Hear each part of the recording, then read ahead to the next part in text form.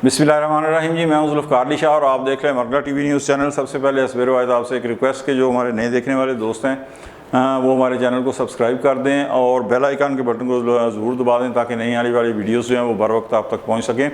और अगर हमारी वीडियो आपको अच्छी लगे तो लाइक का बटन दबा दें और दोस्तों तक भी शेयर कर दें ताकि उन तक भी हमारी वीडियोस जो हैं वो पहुंच सकें।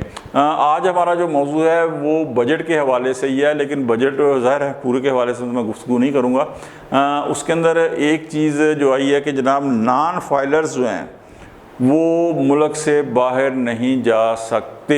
ओके होगी बात। अच्छा, इसकी जब तक वजाहत नहीं आएगी तो ये समझें कि इतना बड़ा ब्लंडर है अगर ऐसे ही रहा, क्योंकि उन्होंने कहा कि जी दो को इस्तिस्ना है इसके अंदर। एक तो वो जो हज करने जाएंगे और दूसरा वो जो स्टूडेंट वीज़े के ऊपर जिनकी इमिग्रेशन होती है और वो पढ़ने के लिए बाहर जाते हैं। तो उन्होंने कहा कि जी दो को इस्तिस्ना है, बाकी किसी को इस्तिस्ना हासिल नहीं है। बाकी जितने भी हैं वो जो नॉन फाइलर है वो पाकिस्तान से बाहर नहीं जा सकता। अच्छा, यहाँ पे जो असल जिनकी मैं बात करना चाहता हूँ उससे पहले एक चीज़ आपको बताऊँ कि मेरे अपने जानने वाले हैं मकसद करीबी अजीज़ तो नहीं है लेकिन जानने वाले हैं कि ये कोई चंद साल पहले की बात है। तो उनकी बच्ची को जिगर का कैंसर हो गया। तो उस वक़्त पाकिस्तान के अंदर जिगर के कैंसर का इलाज नहीं था।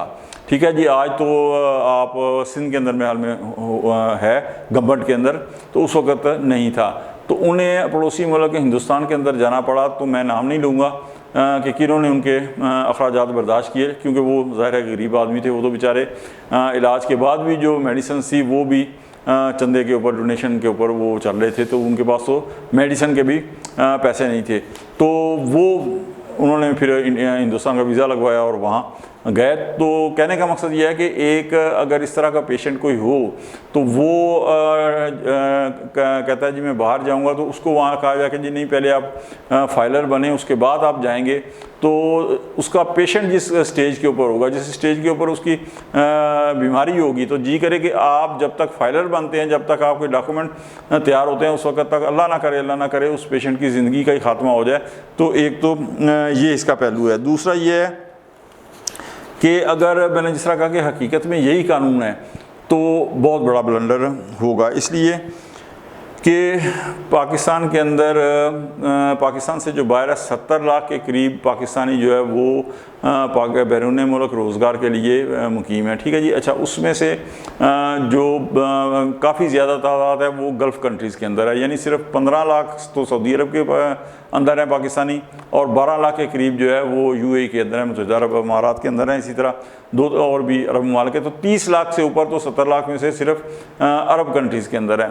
तो अरब ममालिक के अंदर जितने भी पाकिस्तानी हैं उनके अंदर दो चीज़ें तो तय हैं। एक कि वहाँ ज़ाहिर है उनको अरब ममालिक की नेशनलिटी तो नहीं मिल सकती, तो वो ड्यूल नेशनलिटी होल्डर तो नहीं होंगे। दूसरा, उनमें से मोस्टली जो हैं वो ये नहीं है कि कोई बहुत बड़े मकसद जिस तरह होती है जब वो एक लेबर के अंदर ही गए होंगे, मजदूर पेशा लोग हैं जो अपनी रोज़ी कमाते हैं और पीछे खर्चे के लिए भेजते हैं और उनका गुजारा हो रहा है। तो वो यहाँ उनके घर वाले किस तरीके से फाइलर होंगे, क्यों कि वहाँ के ऊपर जो लेबर के अंदर जॉब करते हैं उनकी कितनी तनख्वाह होगी, 70-80 हज़ार, लाख, 1.25 लाख, 1.5 लाख। तो उन्होंने वहाँ भी अपना ख़र्चा करना है, पीछे भी अपना ख़र्चा भेजना है।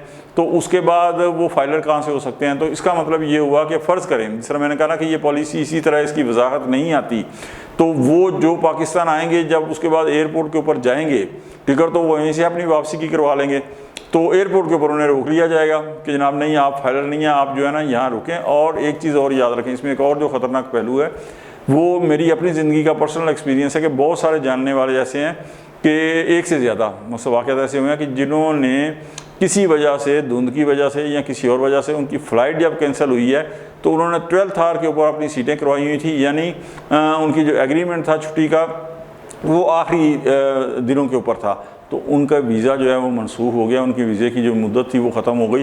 तो दोबारा उन्हें बहुत ज़्यादा मुश्किलात का सामना करना पड़ा, बल्कि कई एक को तो दोबारा यानी फिर नए सिरे से जो है ना वो वीज़े के लिए और सब कुछ अप्लाई करना पड़ा। पहले वाला सारा सिलसिला जो है ना उसका ख़त्म हो गया। तो ये अगर एयरपोर्ट जाके उनको पता चलता है कि जनाब आप तो फाइलर नहीं हैं, लिहाजा आप जा नहीं सकते, तो उसके बाद जो है वो आप ये सोचें कि ان کے ساتھ بیچاروں کے ساتھ کیا بیتے گی۔ سیکنڈلی مجھے ایک چیز بتائیں کہ ایک جو ہے وہ کسی کا بیٹا باہر ہے، کسی کی جو ہے وہ بیٹی باہر ہے، کسی کا بھائی باہر ہے، کسی کی بہن باہر ہے، وہ اپنے ان کاغذات کی بنا کے اوپر اپنے والدین کو، اپنے گھر والوں کو بلاتے ہیں، وہ فائلر نہیں ہیں، تو آپ کیا کریں گے؟ انہیں باہر جانے سے روک دیں گے؟ اچھا روک دیں آپ باہر جانے سے، بالکل آپ روک دیں، لیکن میں کیوں کہہ رہا ہوں یہ بار بار اپنے ویلا کے اندر کہ یہ ایک بہت بڑا بلنڈر ہوگا کہ ابھی مئی کے مہینے کے اندر جو ہمیں بیرون ملک پاکستانی ہیں انہوں نے جو فارن ریزرو کی مد کے اندر جو پیسہ بھیجا ہے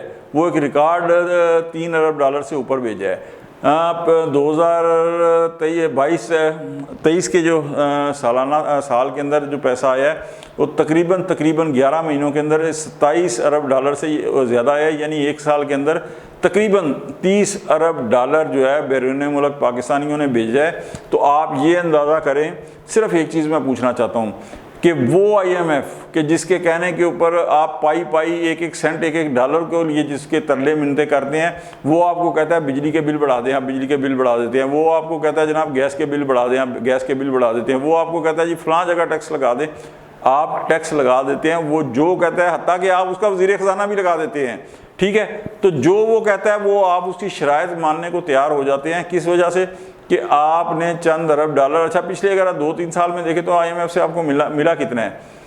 3 ارب $3.5 ارب۔ تو وہ پاکستانی، وہ محب وطن پاکستانی جو پاکستان کے باہر پاکستان کے سفیر کا کردار ادا کر رہے ہیں، جو $30 ارب سالانہ خطیر رقم پاکستان کے اندر بھیج رہے ہیں، جس سے پاکستان کے جو فارن ایکسچینج ہے انہیں بہت زیادہ سہارا ملتا ہے، اور اتنا کسی اور جگہ سے آپ کو نہیں ملتا، کسی اور جگہ سے۔ یعنی آپ یہ دیکھیں کہ ابھی حالیہ دنوں کے اندر سعودی عرب $5 ارب کا کیا، اس کے سرمایہ کار آئے $10 ارب کا، UAE سے $10 ارب کا، تو اسی طریقے سے چائنا اور جتنا بھی ہے یہ اتنے آپ کو ملے ہیں۔ لیکن اگر ایک طبقہ جو بیرون ملک پاکستان ہے وہ اگر $30 ارب سالانہ آپ کو دے رہا ہے فارن ایکسچینج کی مد کے اندر، تو وہ ان کے گھر والے فائلر نہیں ہیں، وہ فائلر نہیں ہیں۔ وہ جب آئیں گے دوبارہ آپ انہیں وہ بیرون ملک جب جانا چاہیں گے تو آپ انہیں ایئرپورٹ پہ روک لیں گے، تو نقصان ان کا نہیں ہے بھائی جان، اس لیے کہ وہ تو چلو مجبوری کے عالم میں کیا کریں گے، اپنا انکم ٹیکس، اپنا سیل ٹیکس نمبر کریں گے، جو چند ہزار روپے جو ہے وہ بھر کے وہ فائلر ہو جائیں گے، کہیں گے یہ لے جی آپ فائلر، لیکن اس کے بعد وہ نہیں بھریں گے، کہتے نہیں آتے ہم پاکستان، ٹھیک ہے؟ نقصان کس کا ہے؟ نقصان یہ ہے کہ اگر آپ بیرون ملک مقیم جو روزگار کے لیے پاکستانی ہیں انہیں آپ پاکستان کے اندر روکنا شروع کر دیں گے، تو جو غریب آدمی ہیں، جو کسی صورت بیچارہ فائلر نہیں ہو سکتا، جس کے پاس اتنے پیسے ہی نہیں ہیں، تو سر آپ کا اپنا جو فارن ایکسچینج ہے وہ ڈیمیج ہونا شروع ہو جائے گا، اور پاکستان کے اندر جو بے روزگاری کی تعداد ہے بے روزگاروں کی، اس کے اندر بے تحاشا اضافہ ہونا شروع ہو جائے گا۔ تو یہ پالیسی کسی صورت کے اندر بھی قابل قبول نہیں ہو سکتی، اور پاکستان کے مفاد کے اندر یہ پالیسی نہیں ہے، بلکہ آپ کو تو یہ کرنا چاہیے کہ جو بیرون ملک پاکستانی ہیں، جو آپ کو فارن ایکسچینج کی مد کے اندر یہاں پہ اربوں ڈالر بھیج رہے ہیں، ان کے لیے سہولتیں مہیا کریں، انہیں ایئرپورٹ کے اوپر جو ہے VIP ٹریٹمنٹ دیں، اس کے بدلے آپ انہیں کہہ رہے ہیں کہ جناب آپ فائلر ہو جائیں، تو فائلر جو بیچارے، جس طرح میں نے کہا کہ عرب ممالک کے اندر جو بیچارے مزدوری کر رہے ہیں، بڑی مشکل سے اپنے اور اپنے گھر والوں کا پیٹ پالتے ہیں، وہ کس طریقے سے فائلر ہو سکتے ہیں؟ تو لہٰذا اس پالیسی کے اوپر خدارہ نظر ثانی کریں تاکہ پاکستان اور پاکستان کا مفاد جو ہے اس کا تحفظ کیا جا سکے۔ آج تک کے لیے اتنا ہی، انشاءاللہ ملتے ہیں اگلے ویلاگ میں، اس وقت تک کے لیے ذوالفقار علی شاہ کو اجازت دیں، اللہ حافظ۔